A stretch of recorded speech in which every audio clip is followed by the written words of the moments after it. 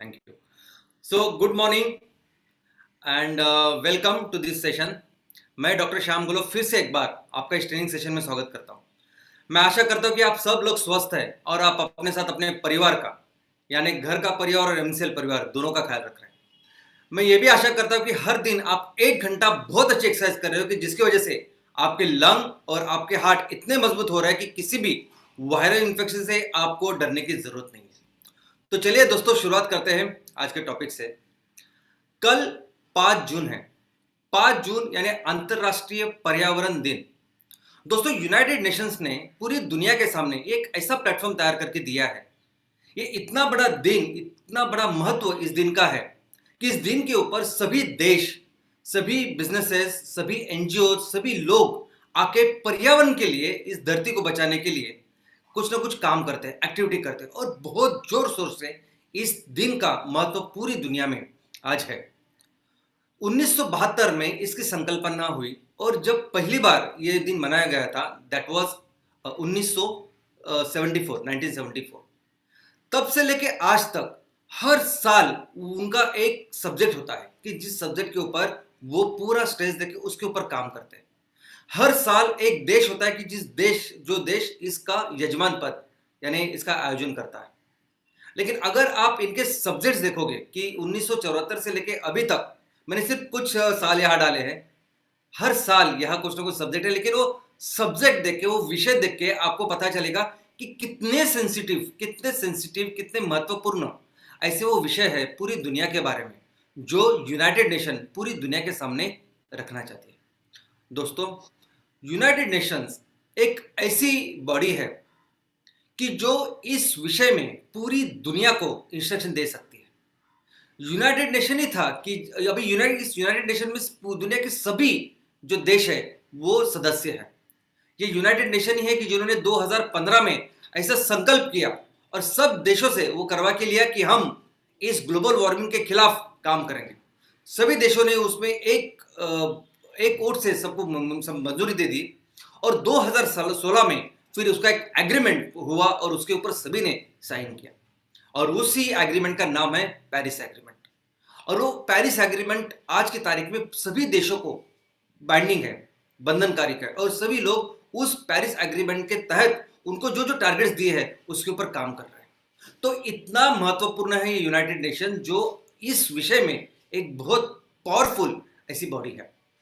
आज इस साल 2021 में जो विषय है उस विषय का नाम है इकोसिस्टम रिस्टोरेशन और यह यजमान पद इस साल का है पाकिस्तान में।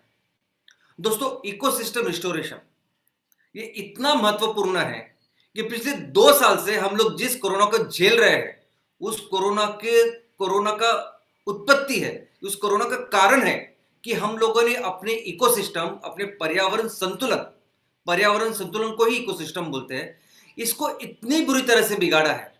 अभी वो पर्यावरण संतुलन जो कई करोड़ों सालों से चलता आ रहा है, जिस पर्यावरण में कितने सारे लाखों जीव जंतु एक दूसरे के साथ सहजीवन में रह रहे हैं और ऐसे पूरे बैलेंस को हम लोगों ने इस तरह बिगाड़ा है कि वो कोरोना अपना घर छोड़ के हमारे बदन में आ बसा है। और इतना ही नहीं, कितने सारे इंफेक्शियस डिजीजेस अभी आ रहे हैं। तो उसका एक ही लॉन्ग टर्म सोल्यूशन, ये सोल्यूशन वैक्सीन और दवाई नहीं है। तो सोल्यूशन ये है कि फिर से वो ये जो नेचर है, ये पूरा पर्यावरण है, उस पर्यावरण का संतुलन हम लोग फिर से रखें। दोस्तों, इतना ही नहीं, यूनाइटेड नेशन ने इस दिन से आगे के 10 साल वो डिकेड ऑफ इकोसिस्टम रिस्टोरेशन करके वो पूरे 10 साल वो काम करने वाली है। और इसका मतलब यह है कि आगे के 10 साल सिर्फ और सिर्फ यूनाइटेड नेशंस और पूरे दुनिया को इसके ऊपर बोलने वाली है कि कैसे आप इसको रिस्टोरेशन को बनाए रखें। दोस्तों, आज एमसीएल की जो शुरुआत हुई है, एमसीएल की शुरुआत ही, एमसीएल का डेडिकेशन, एमसीएल का फोकस या एमसीएल का उद्देश्य है कि इस पर्यावरण की रक्षा करना। ये बिजनेसेस बाद में आए हैं, ये बिजनेस इसलिए आए कि हम लोग सस्टेनेबल वे में इसको कर पाए। लेकिन दोस्तों, एमसीएल का नंबर 1 अगर कुछ फोकस है तो है इस पर्यावरण का संतुलन फिर से बनाए रखना। और मैं समझता हूं कि हम जो हमारा पूरा एमसीएल का परिवार है, हमारी सबसे ज्यादा जिम्मेदारी है ये काम करने की, क्योंकि आज यूनाइटेड नेशन का ये जो आज प्लेटफॉर्म है, ये जो आज दिन है, इस दिन के ऊपर सभी देश, सभी लोग, एनजीओ अपने अपने हिसाब से काम कर रहे हैं, इस विषय के ऊपर सोच रहे हैं कि कैसे इसको आगे बढ़ाए। लेकिन हमारे पास आज एमसीएल के पास प्रॉपर इसका एक ब्लूप्रिंट है। हमारे पास हमें मालूम है कि हमें क्या रणनीति करनी है, कैसे काम करना है और कैसे एक्चुअली इस ग्लोबल वार्मिंग से दुनिया को बचाना है। और इस विजन और मिशन को लेकर हम लोग काम कर रहे हैं। तो मुझे लगता है ये विजन, मिशन, ये तरीका पूरी दुनिया को दिखाने की सबसे बड़ी जिम्मेदारी हमारी है। पूरी दुनिया को ये डायरेक्ट करने की, ये बताने की कि एक्चुअली क्या करना है आपको, कैसे हम लोग इस संतुलन को फिर से बना सकते हैं, कैसे इस दुनिया को हम लोग फिर से बचा सकते हैं। और आज एमसीएल परिवार में आप सभी लोग जो सदस्य हो, सभी जो हमारे उद्योजक हैं, ये सभी इस विजन और मिशन को लेके ही आए हैं। हमने तरीका ही ऐसे बनाया कि लोग आज इस विजन और मिशन के साथ हमारे साथ जुड़े हैं और सभी लोग अपने अपने तहसील में जो कुछ काम कर रहे हैं, आज उस वो काम भी वो इस तरीके से कर रहे हैं कि इस विजन और मिशन में लोगों को शामिल करके ले रहे हैं। दोस्तों, आज मैं कुछ लोगों का यहां आप सभी के सामने अभिनंदन करना चाहता हूं कि ये पूरे एमसीएल का आज वो नेतृत्व कर रहे हैं। आज ये सभी लोग पूरे एमसीएल के बाकी उद्योजकों को बता रहे हैं कि किस तरीके से हमें इसमें आगे बढ़ना है। और अभी सबका फोकस, हमारे पूरे फैमिली का, हमारे पूरे एमसीएल परिवार का फोकस है ये आपके 100 प्रोजेक्ट्स। 100%। हम तो चाहते कि 100 ने और ज्यादा हो, आप लोग आए। हमने एक आखिरी डेट दी है कि दिवाली या मैक्सिमम 26 जनवरी तक हमें ये प्रोजेक्ट पूरे तैयार करने हैं। तो ये पूरे प्रोजेक्ट्स होने के बाद फिर हमें पूरी दुनिया को बताना है कि एक्चुअली क्या करना है, किस तरीके से हम लोग इस पर्यावरण संतुलन को बनाया जा सकता है। तो ये लोग जो आज एमसीएल परिवार का नेतृत्व कर रहे हैं, मुझे लगता है इनडायरेक्टली आने वाले दिनों में ये पूरे दुनिया का नेतृत्व करने वाले।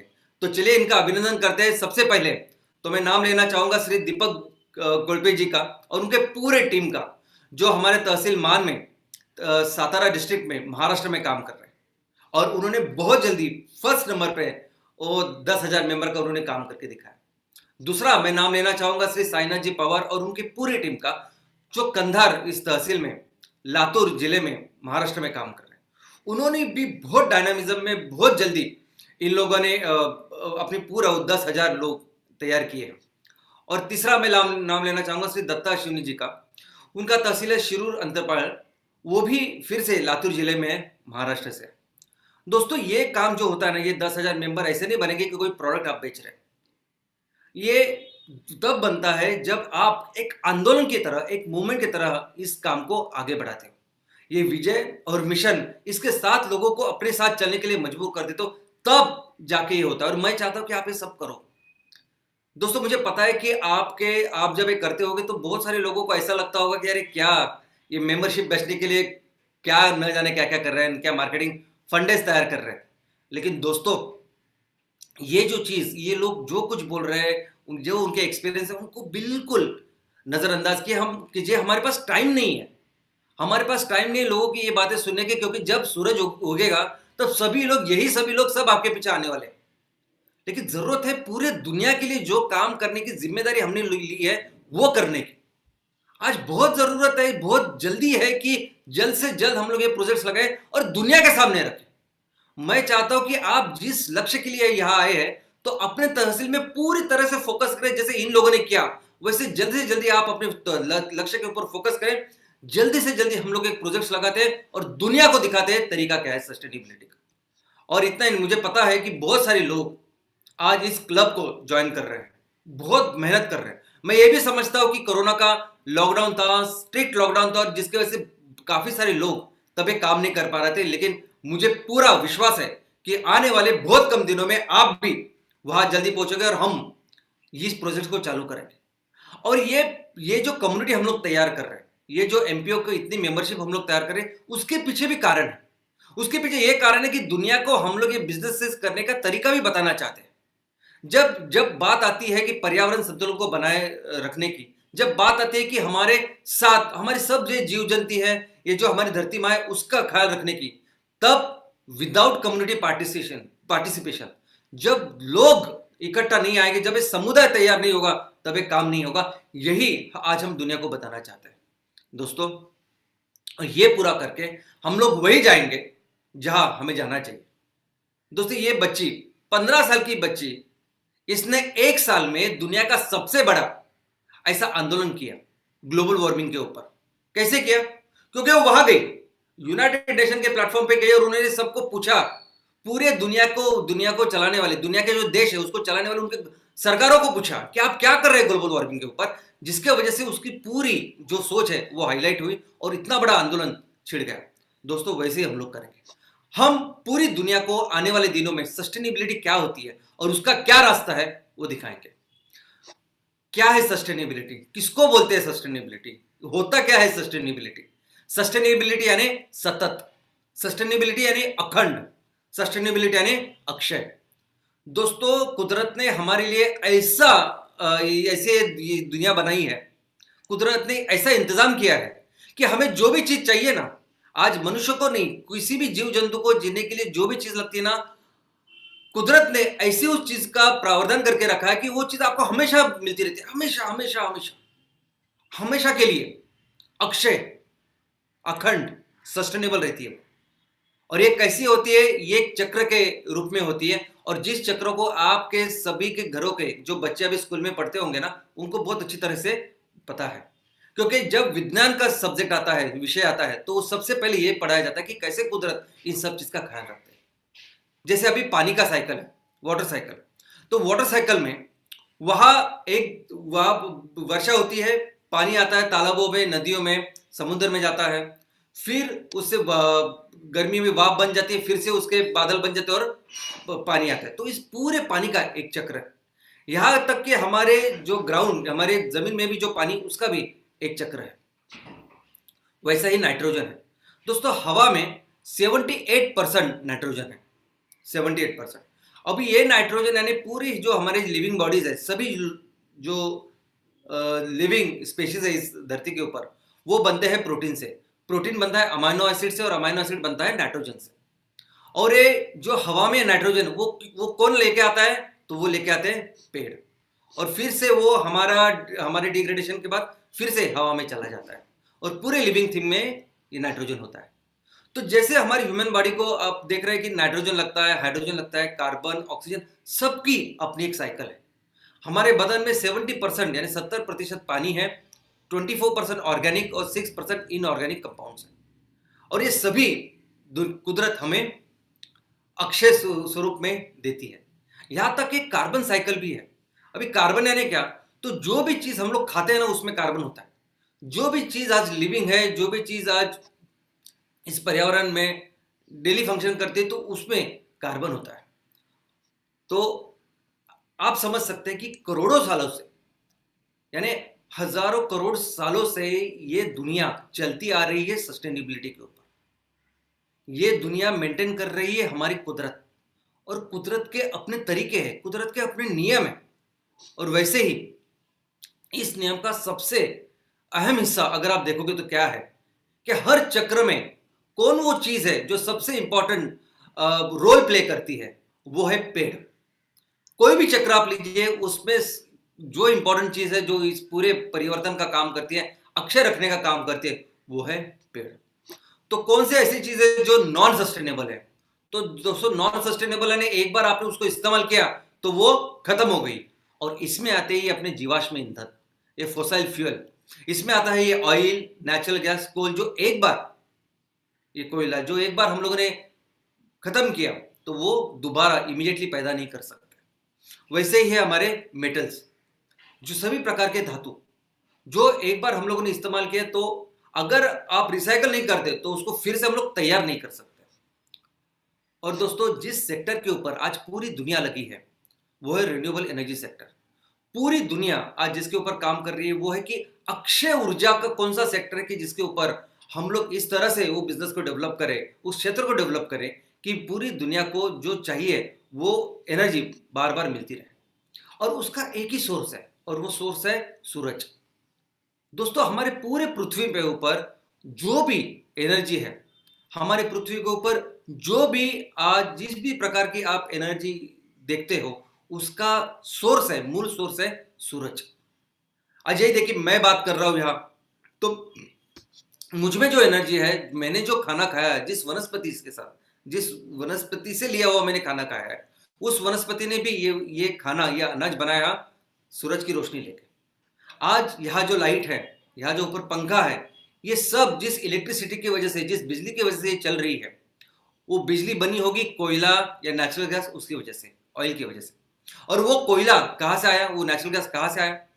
तो फिर से ये जो सूरज की रोशनी जिन जिन वनस्पति ने ली थी, जिन जिन पेड़ों ने ली थी, वो सभी पेड़ पृथ्वी के अंदर चले गए और हजारों सालों के बाद अंडर हाई प्रेशर टेम्परेचर एक तो उनका कोयला बना, एक तो उनकी नेचुरल गैस बनी, एक तो उनका ऑयल बना। तो अभी बात यह है कि ये सूरज की रोशनी किस तरह से हम लोग फिर से इसको बिजली में कन्वर्ट करें, कैसे ज्यादा से ज्यादा हम लोग ये सूरज की रोशनी ली जो अक्षय है और वही एकमात्र सोल्यूशन है। तो जिसके ऊपर आज पूरी दुनिया काम कर रही है वो है सोलर पैनल्स। वो सोलर पैनल यानी मेटल्स, सिलिका से बनाए हुए ये सब पैनल होते हैं जो सूरज की रोशनी लेके बिजली तैयार करते हैं और उनको भी मेंटेन करना पड़ता है। लेकिन क्या ये पैनल और सेल्स ये सही मायने में सस्टेनेबल है? क्योंकि एक बार आप इनका यूज करने के बाद जब आप देखोगे तो इतनी बड़ी मात्रा में इनका कचरा तैयार होता है, इतनी बड़ी मात्रा में, और ये कचरा बिल्कुल रिसाइकलेबल नहीं है कि जिसकी वजह से ये पूरा पर्यावरण का डिग्रेडेशन हो रहा है। दोस्तों, आज विंड एनर्जी की बात हम लोग करें, इतने बड़े बड़े हम लोग ये टरबाइन लगाते हैं, इतने सब विंग्स तैयार करते हैं, इसकी वजह से पूरे जो हवा का इकोसिस्टम है, जो हमारे पंछी है, बाकी सब चीजें, उसमें हम लोग डिस्टर्बेंस कर रहे हैं। बाकी के भी रिन्यूएबल सोर्सेस हैं जैसे हाइड्रो पावर। अभी बहुत बड़े बड़े छोटे छोटे हमें डैम बनाने चाहिए कि जो पानी का हम लोग कंजर्व करें और उसको यूज करें। लेकिन बहुत बड़े बड़े डैम इसलिए बनाए जाते हैं कि उससे बहुत बड़ी मात्रा में बिजली तैयार कर सके। लेकिन क्या ये सस्टेनेबल है? क्योंकि बहुत जगह पे बहुत बड़ी मात्रा में जो हमारा जंगल होता है, फॉरेस्ट होता है, उसको नष्ट किया जाता है। गांव होते हैं उसमें वैसे भी उसको निकाल दिया जाता है और बहुत बड़े बड़े डैम बनते हैं। लेकिन उसके अपने प्रॉब्लम्स है। टाइडल एनर्जी यानी समुद्र में जो लहरें आती है उसकी एनर्जी लेने के लिए भी बहुत बड़ा सिस्टम हम लगाते हैं। लेकिन ये करने के बाद ये पूरा जो सिस्टम, ये पूरा जो कचरा, ये पूरे जो मेटल्स, ये पूरी जो व्यवस्था आज हम लोग तैयार कर रहे हैं, क्या ये सस्टेनेबल है? क्या ये 100% रिसाइकल होते हैं जैसे कुदरत करती है? तो क्या जिस तरह से आज हम लोग इस सभी सब चीजों के ऊपर सभी लोग काम कर रहे हैं, तो क्या ये सस्टेनेबल है? तो एक बहुत बड़ा क्वेश्चन मार्क है। दोस्तों, आज इलेक्ट्रिक कार्स के ऊपर पूरी दुनिया काम कर रही है। सब लोग, हमारे यहाँ भी देश में सब लोग बोलते हैं कि नहीं, अभी जमाना है इलेक्ट्रिक का, सभी जगह आने वाले हैं इलेक्ट्रिक। यानी ट्रांसपोर्टेशन की बात करें तो 2 व्हीलर से लेकर 3 व्हीलर, 4 व्हीलर, बसेस तक बैटरी पे चलने वाली है। यहां तक कि हमारे देश में भी कई सारे नगर निगम हैं जिन्होंने बैटरी पे चलने वाले बसेस को यहाँ लाया है। और यहां तक कि वो घर का जो चूल्हा है वो भी इलेक्ट्रिक के ऊपर कैसे कन्वर्ट करे उसके बारे में सोच रहे। आज जो भी कंपनियां इस इलेक्ट्रिसिटी में या इस इलेक्ट्रिक व्हीकल्स इस पे काम कर रही है, वो कंपनियां बहुत फास्ट ग्रो हो रही है। इसी का एक एग्जांपल मैं आपको देना चाहूंगा जिसका नाम है टेस्ला। अभी टेस्ला एक ऐसी कंपनी, अमेरिकन कंपनी, जिसका मालिक पिछले साल जनवरी में अमीरों की यादी में 35वें पायदान पे था। वो सिर्फ एक साल में वो दुनिया का सबसे अमीर आदमी बन चुका है। क्यों?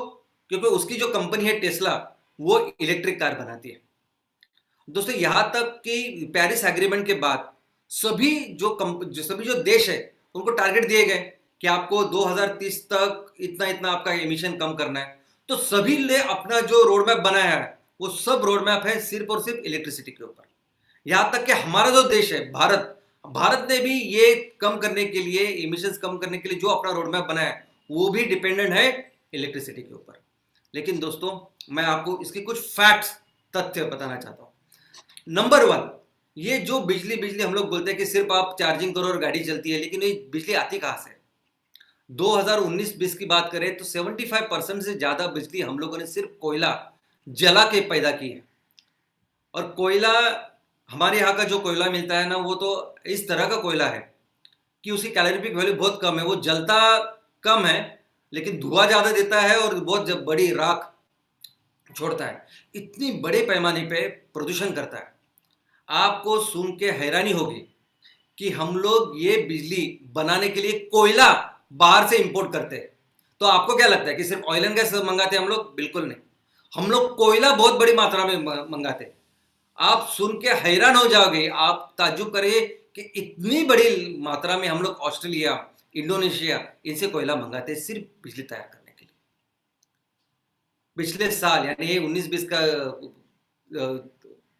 पाई चार्ट था, 20-21 में हम लोगों ने देखोगे तो यही फोसाइल जो बिजली है, जो इलेक्ट्रिसिटी है, जो कोयले से बनी है, वो 79% तक गई थी।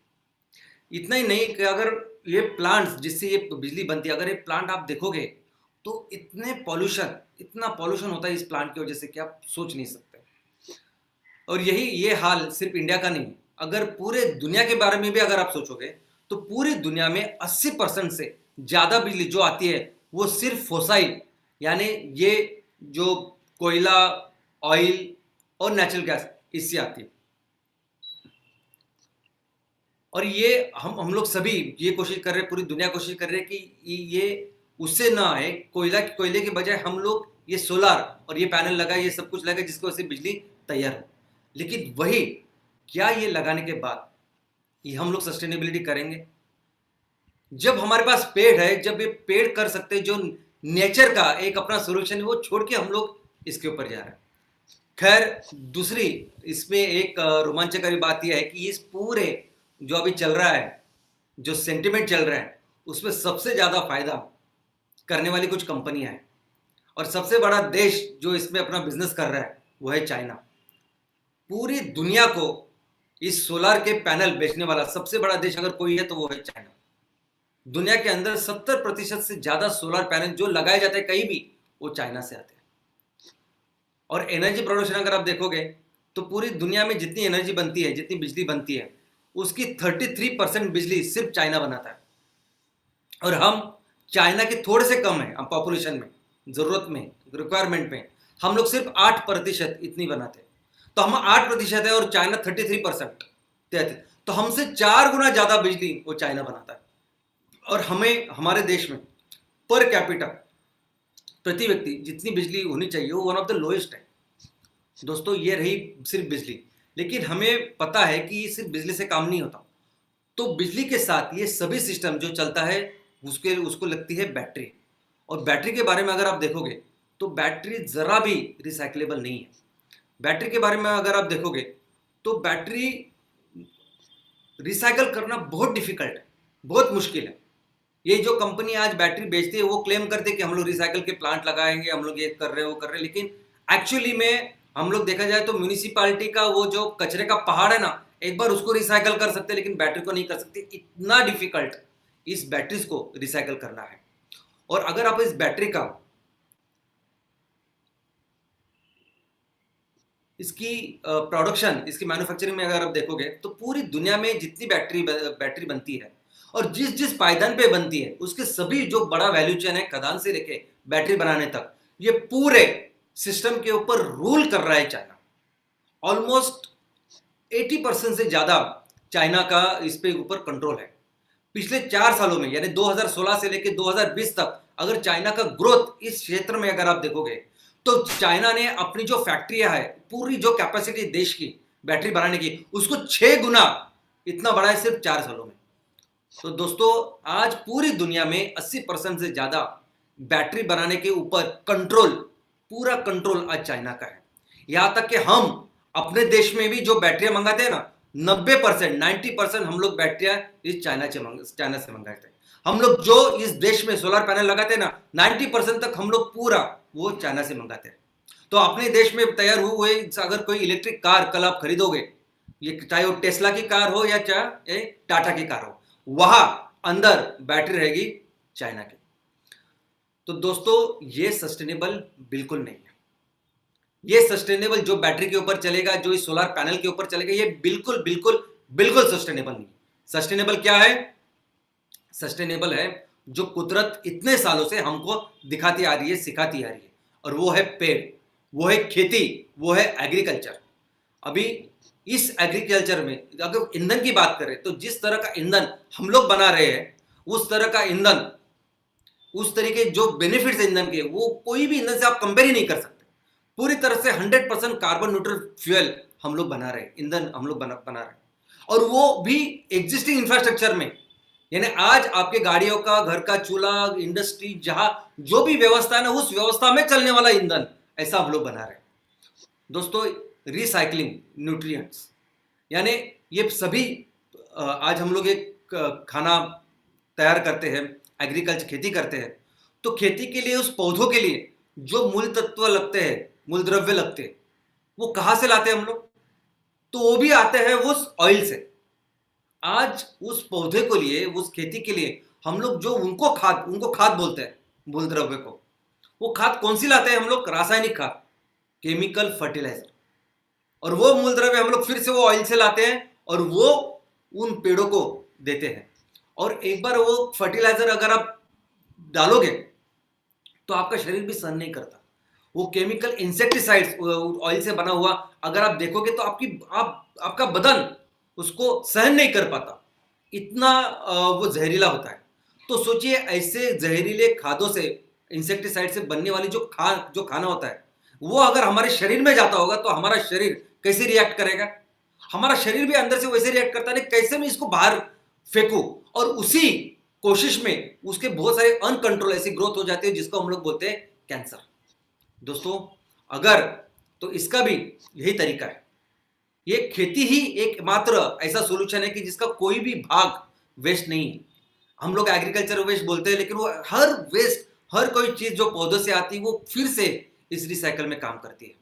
हर कोई चीज अगर आप हमें रिसाइकल करना है, अगर हमें कोई भी मूल तत्व चाहिए, मूल द्रव्य चाहिए, जिस अनाज के लिए, खाने के लिए, सभी जगह, तो बस एक ही उसका सॉल्यूशन है, और वो है ये हमारी ऑर्गेनिक फर्टिलाइजर, देसी खाद, जो पेड़ों से आएगी, ना कि तेलों से। और कितना मैं बताऊं कि ये पेड़, ये पौधे हमारे क्या करते हैं, अगर मैं डिटेल में आपको बताने लगा तो मुझे आगे के 10 सेशन लेने पड़ेंगे सिर्फ और सिर्फ कि हमारे पेड़ हमारे पूरी दुनिया के लिए क्या करते हैं ये बताने के लिए। इतना इंपॉर्टेंट इस पेड़ का है। लेकिन दोस्तों, आज वो सब्जेक्ट नहीं है। सब्जेक्ट क्या है कि अगर ये पेड़ इतने अच्छे, अगर उन पेड़ों से अगर आने वाला बायोफ्यूल इतना अच्छा, तो लोग क्यों नहीं कर रहे? आप कंपैरिजन में अगर डिबेट भी करो ना, तो कोई डिबेट में कोई भी एस्पेक्ट, कोई भी सब्जेक्ट आप लीजिए, हम लोग हमेशा प्रूव कर सकते हैं कि बायोफ्यूल कितना कितना कितना अच्छा ईंधन है, कितना अच्छा फ्यूल है, इन बाकी के सभी चीजों के से कितना बेहतर है। लेकिन बाकी के देश कर नहीं रहे। इसका कारण पहला एक तो यह है कि इन देशों के पास, बाकी देशों के पास उतना पोटेंशियल नहीं है। आज भगवान ने, कुदरत ने अपने भारत देश को जितना दिया है उतना है ही नहीं किसी के पास। इसलिए तो हम लोग इतने बड़े इकोनॉमी, इतने डेवलप्ड नेशन पहले थे। आज हमारे पास जितनी खेती है, जितना एग्रीकल्चर हम लोग कर सकते हैं, वो पूरी दुनिया में आज किसी के पास नहीं। इसलिए शायद वो बायोफ्यूल के बारे में सोच ही नहीं सकते जो हम लोग सोच सकते, जो हम लोग कर सकते। और एक्चुअली वो नेचर में, इस पर्यावरण में, वो जो जितना आदमी को चाहिए, कितना भी आप डेवलपमेंट करें, जितनी भी आपको बिजली चाहिए, जितना भी ईंधन चाहिए, उतनी उतनी एग्रीकल्चर लैंड पूरी दुनिया में आराम से है, उससे ज्यादा है।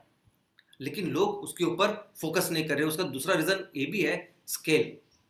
इस बायोफ्यूल के ऊपर जो भी प्रोजेक्ट लग रहे हैं ना, उसको आप देखेंगे तो इतने छोटे छोटे प्रोजेक्ट्स है कि इतनी बड़ी डिमांड है, और प्रोजेक्ट आप इतने छोटे छोटे लगा रहे हैं।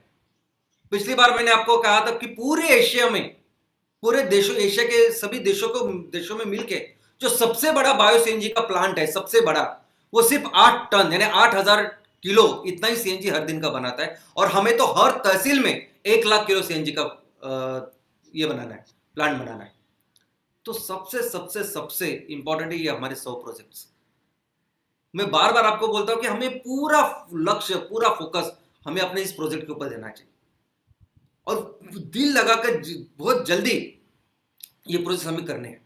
बहुत सारे लोग हमें पूछते हैं, हमारे लोग परिवार के रहते हैं कि सर इतने से 10,000 मेंबर्स हम लोग लेंगे, इतने सारे लोग नेपियर घास तैयार करेंगे, तो हम लोग क्या करेंगे? इतना रॉ मटेरियल क्या हम लोग उसका उपयोग कर पाएंगे?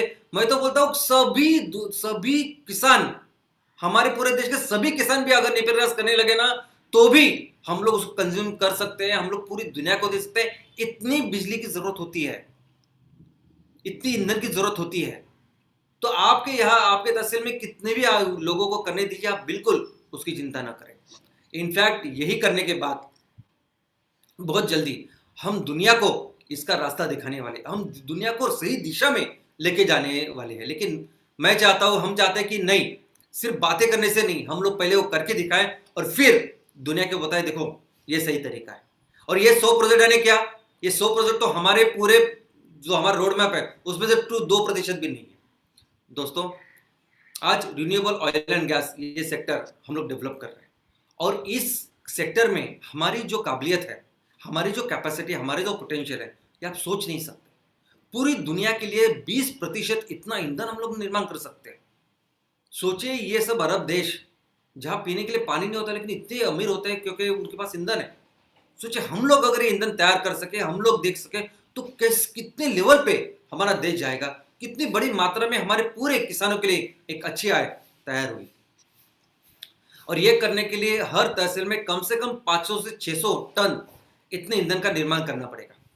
500-600 टन, आप सोच नहीं सकते, इतने बड़े बड़े बिजनेसेस, इतने बड़ी बड़ी फैक्ट्रियां, इतने लेवल पे काम हमें करना पड़ेगा।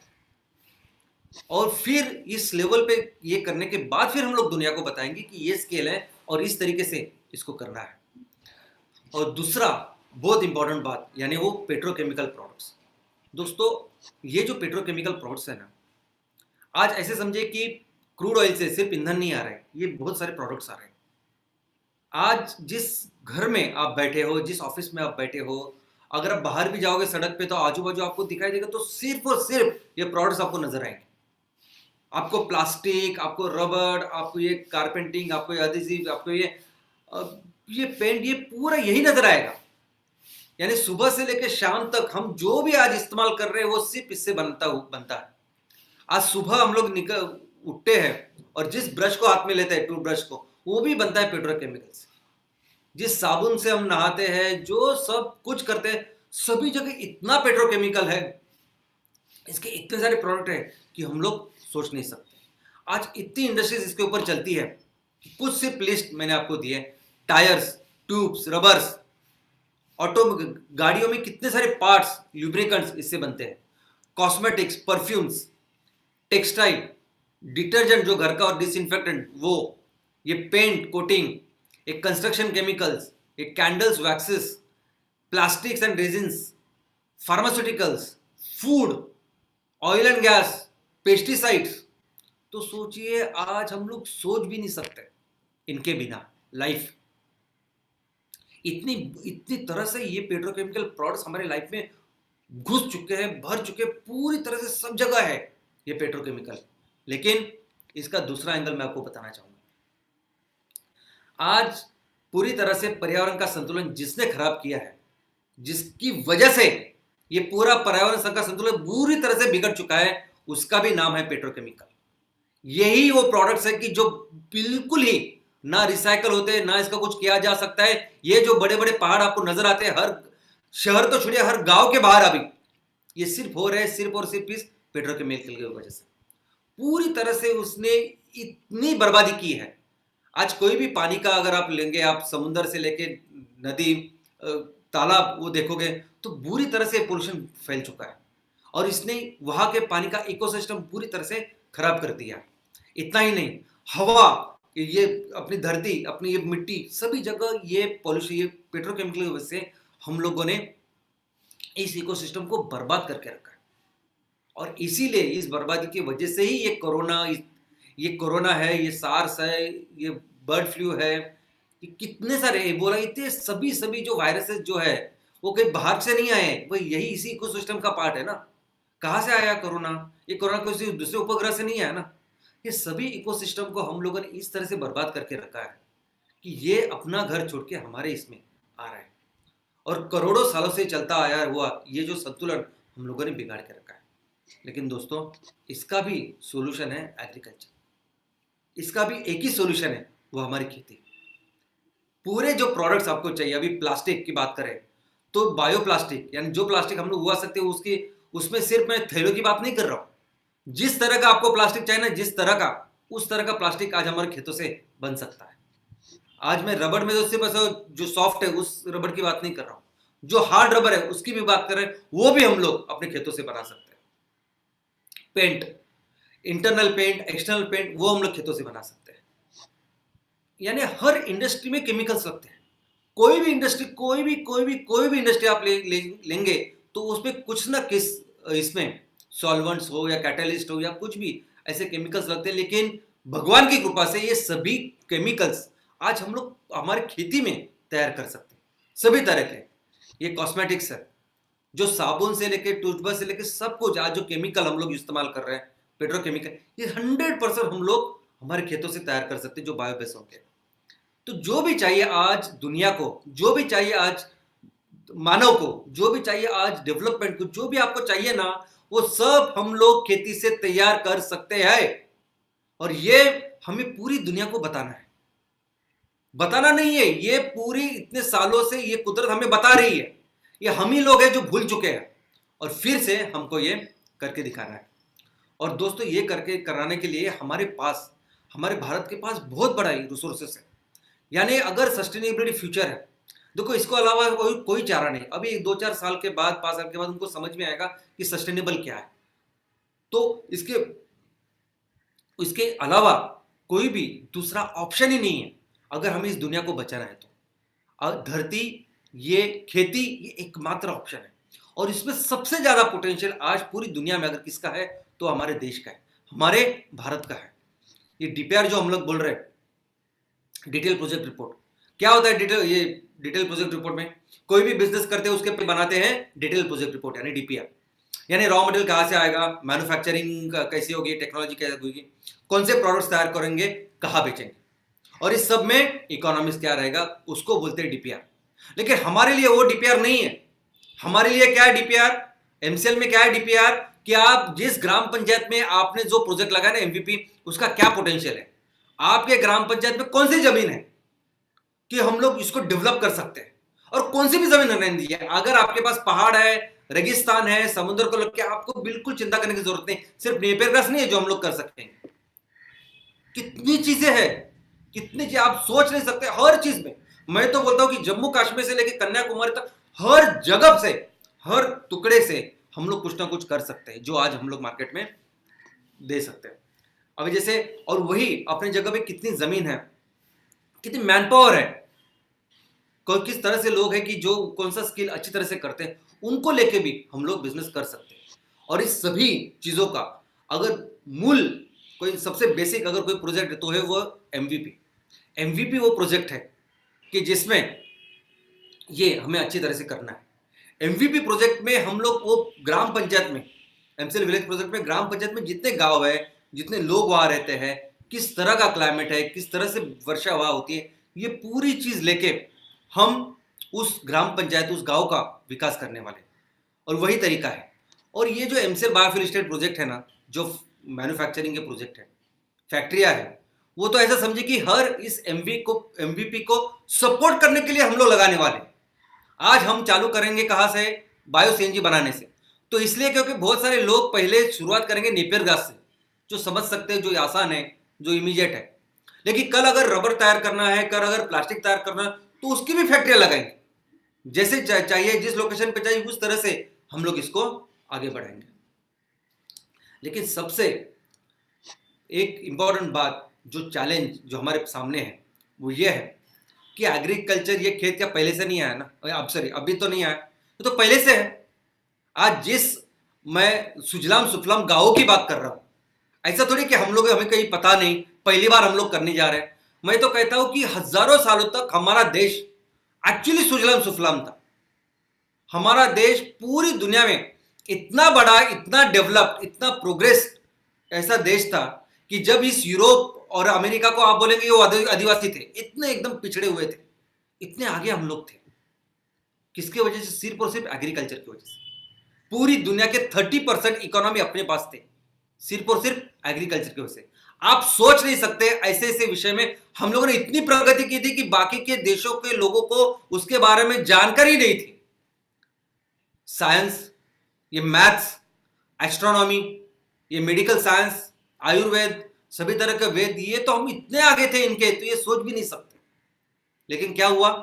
इतिहास क्या बताता है? कुछ लोग आए और हमारे पूरे मुल्क को, हमारे पूरे देश को उन्होंने गुलाम बनाया।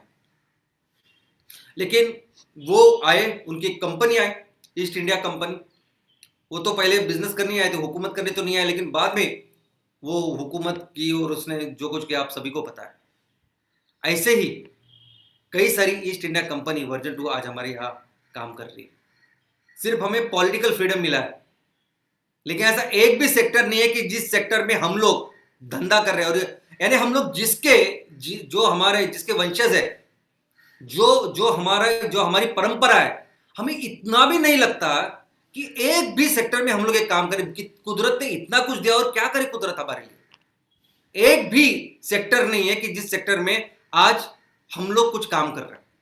हर सेक्टर में बाहर की कंपनी काम कर रही है। ये मोबाइल देखिए, ये मोबाइल में भी ऑलमोस्ट सभी कंपनियां जो आज मोबाइल बेच रही है ना अपने भारत देश में, जो सबसे बड़ा मार्केट है, वो सभी बाहर की कंपनी।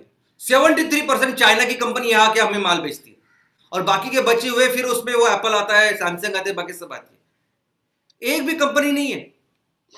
ये रिन्यूएबल एनर्जी की बात करते हैं हम लोग, रिन्यूएबल एनर्जी पे 90% से ज्यादा पैनल हम लोग वहां से खरीदते हैं। यहां तक कि कल की न्यूज है कि हमारे यहाँ जो पैनल बनाते हैं ना, सोलर पैनल, उन्होंने सब एसोसिएशन, उन्होंने सब में मिलकर केंद्र सरकार को पत्र लिखा है कि आप जो बाहर से चाइना से अभी पैनल आ रहे हैं उनके ऊपर आप ड्यूटी बढ़ाइए, ताकि हम लोग कुछ यहाँ बिजनेस करें, धंधा करें। ई कॉमर्स की बात करें तो कोई भी कंपनी नहीं जो ई कॉमर्स का बिजनेस कर रही है इधर। इतना बड़ा देश हमारा, और सभी जगह जाएंगे तो बहुत आगे है चाइना और बाकी के देश दोस्तों। लेकिन इस बार हम ये होने नहीं देंगे, हम बिल्कुल होने नहीं देंगे।